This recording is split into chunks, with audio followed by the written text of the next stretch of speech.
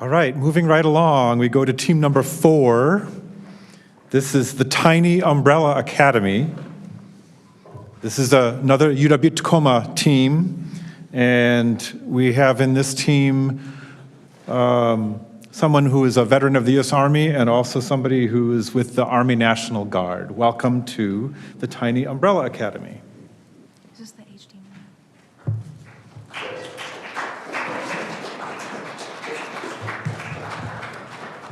Starting there. Hello, we are the Tiny Umbrella Academy. My name is Erin Brown. Oh, we gotta eat it. Sorry. My name is Erin Brown. We are the Tiny Umbrella Academy. I'm Coranda. I'm an environmental science student and global honors minor. I'm Michael Mayo. I am a psych major and global honors minor. I am Global studies major and a global honors minor. So the Tiny Umbrella Academy essentially started as a passion project and a group assignment that we wanted to actualize for our community. According to the City of Tacoma's website, we currently have 481 beds in the City of Tacoma for our homeless population. According to our last PIT in 2022, which is a point in time way of trying to figure out how many homeless we have 3,182 homeless in the City of Tacoma. Last night, there was a severe weather protocol was in place since the weather dropped below 32 degrees, which means that last night there was over 2,500 homeless people on the street here in this city. 13% of those, 326, were veterans. 752 were family members of families with children. 225 were estimated to be children under the age of 13. We also saw a lot of different camps having fires because of how cold it was yesterday, and just down the street from here at one of the camps there was a fire, which is a fire hazard to not just themselves but our community. This is all stuff that is here in our city. So it is the Tiny Umbrella Academy's mission to address homelessness in the Tacoma community by creating a centralized location for offering resources.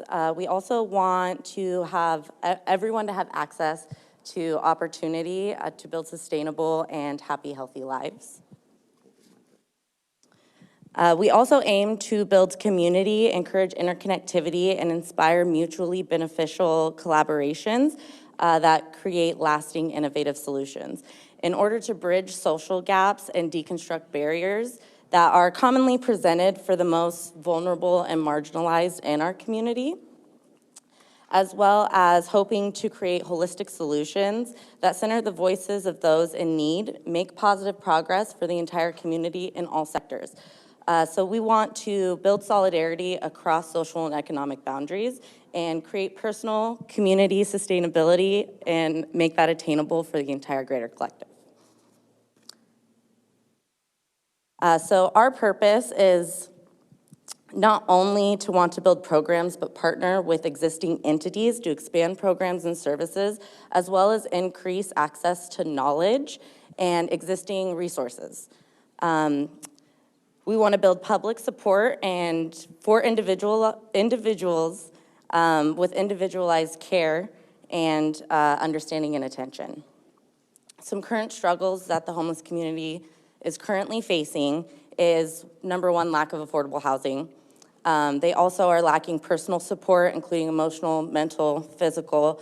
They suffer from continued displacement and the inability to create lasting and sustainable relationships and futures for themselves. And they're often pushed to the peripheries of our community where there's limited access to resources. And they often experience re-entry into homelessness after receiving bare minimum support. So some good things that we want to focus on are avenues of opportunity and advancement, a collaborative and united community working together to solve our most pertinent problems, and reciprocity and sustainability.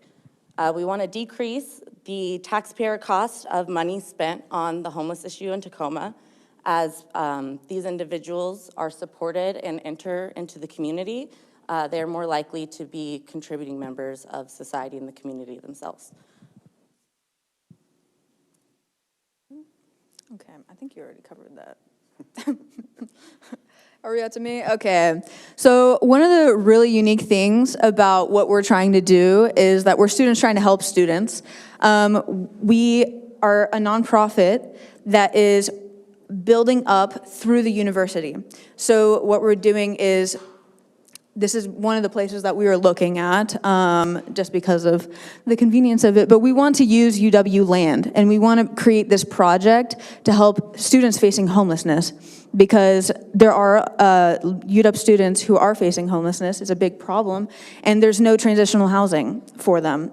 There's no temporary housing for students facing homelessness. And there is a big discoordination between services that are available to them. And so it can be hard for students to get to these resources. So what we wanted to do was create a physical location for these services to be coordinated and create a sustainable location so that this temporary housing can self-sustain and reduce cost. And most importantly, we wanted to create an educational foundation. So for students we have students working in social work, they need requirements. We can work with them. We have students who are in, forgive me, sorry. We have students in nursing who maybe they need to do their basic triage. They can do that. We can set up pop-ups for that. We have humanities students who need work with those services. And there's students who get volunteer opportunities as well. We have a great volunteer program at UW that I think gets really underserved. There's a lot of opportunity with education, and one of the great things about working with UW is they have the land. There's a lot of land that they're sitting on that hasn't been touched. That land that we were just looking at has been empty since 2016, and nothing has happened to it. It's just been sitting there. And there are a lot of plots like this around the campus. And it would be really great to be able to utilize this, and it reduces that cost for us up front greatly. And that cost, because eventually we want to be able to serve more people who are not just students. So we have a volunteer oversight through UW and a long-term plan, but we also want to save up those funds that we don't have to pay through leasing or buying our own plot of land and getting a separate area that addresses the wider homelessness population.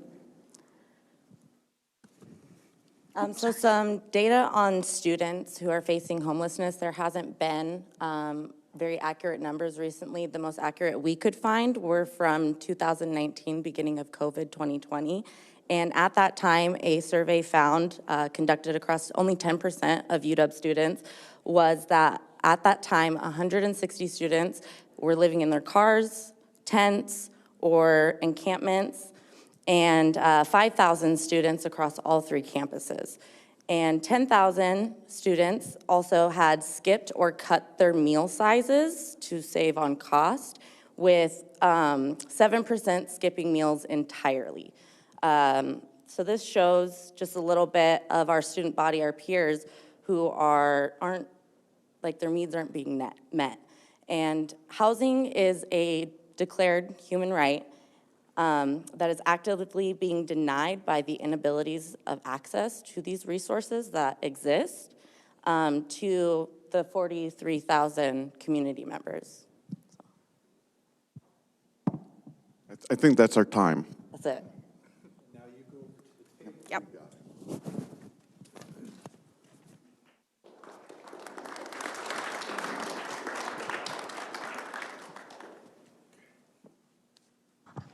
Just with the hard-hitting ones, yeah. Yes. So I have a million questions, but I'm gonna try to stick to just a few.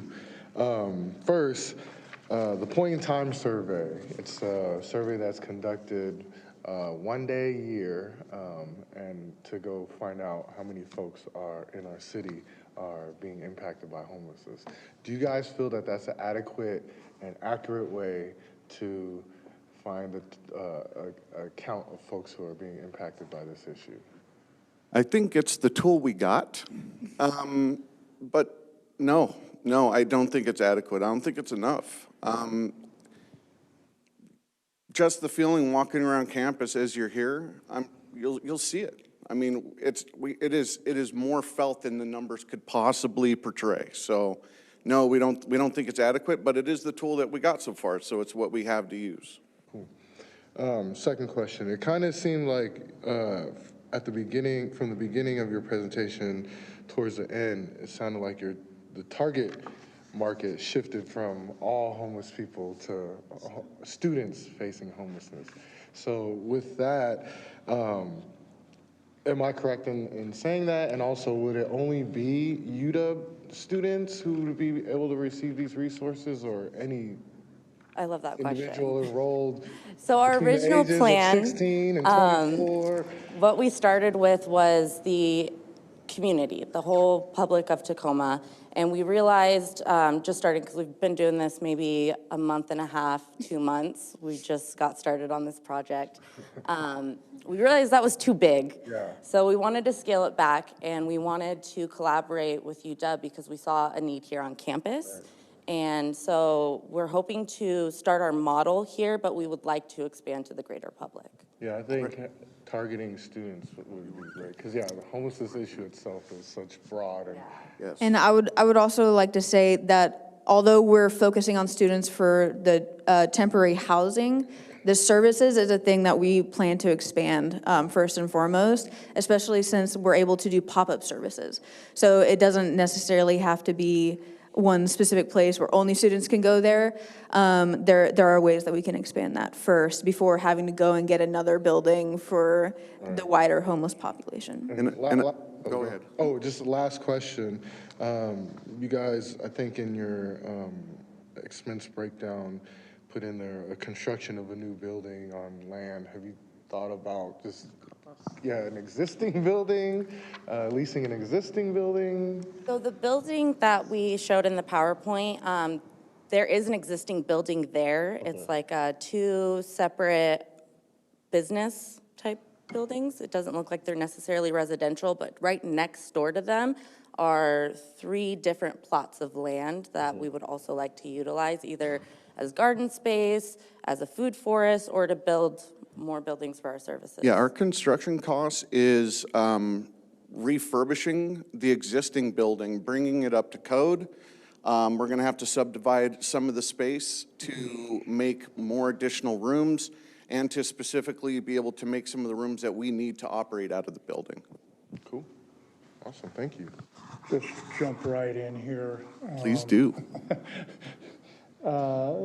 This is a subject matter that we wrestle with on a daily basis, whether it's a city or a county.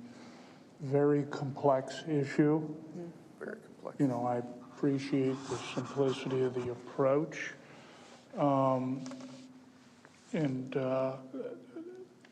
I think one of the things when you're looking at, and I don't know if you're looking at permanent supportive housing or temporary transition housing, those are different animals within themselves.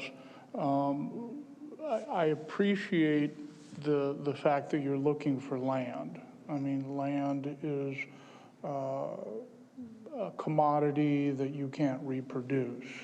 And within the urban core, whether in a county core, you're limited, and that seems to be the driving cost here.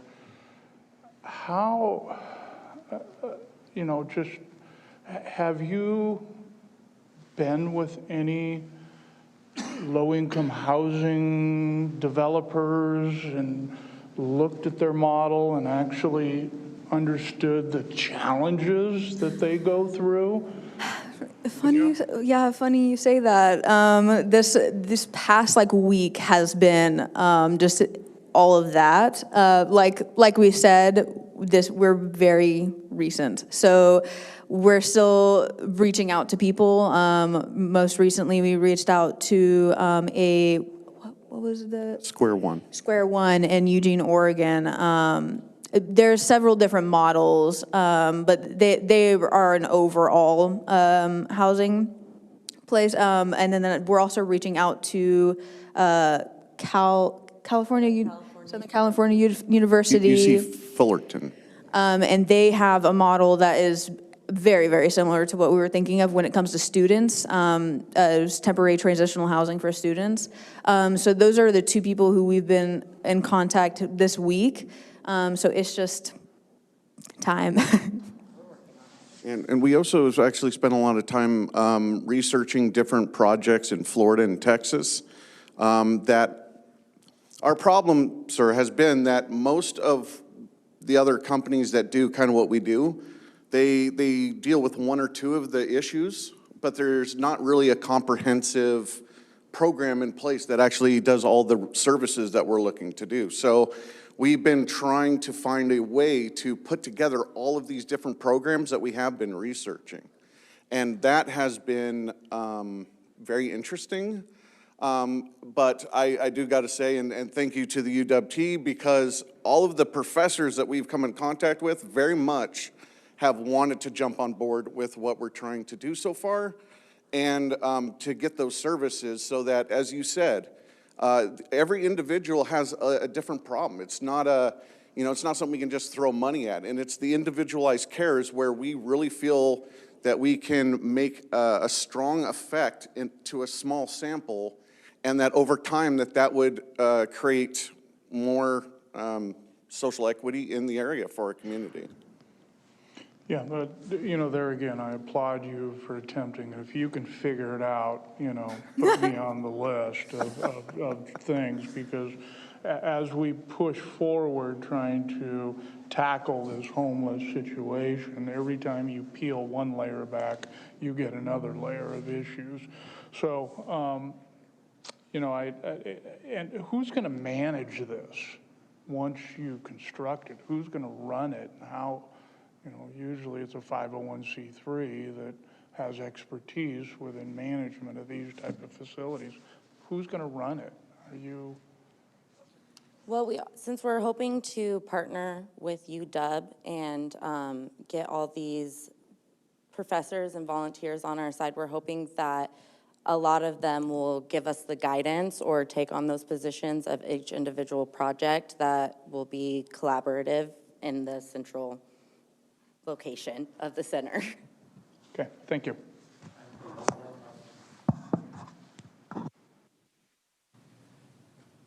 Come on, one of you got a question. How do you guys plan on gaining funding for this? Do you guys have any experience in grant writing? I have a little bit of, yeah. Yeah, there is.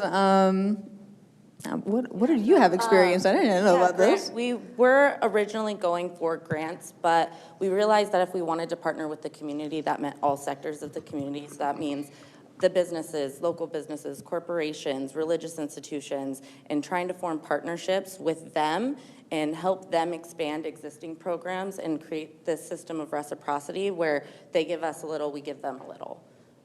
So. Thank you, guys.